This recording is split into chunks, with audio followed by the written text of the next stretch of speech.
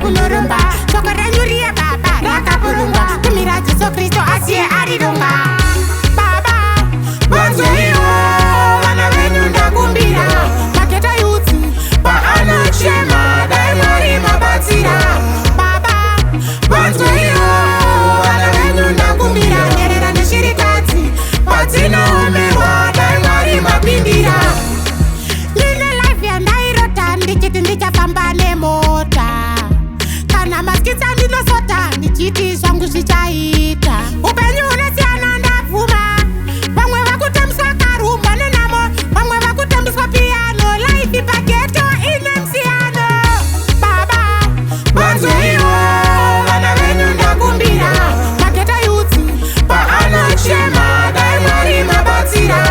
Baba vanzweiwo vana venyu ndakumbira. Nyerera neshirikadzi padzinomerwa dai Mwari mapindira.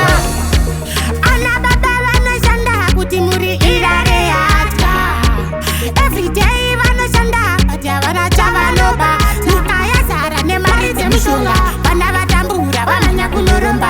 Shoko renyu riye baba rakapurumba. Kumira Jesu Kristo asiye arirunga.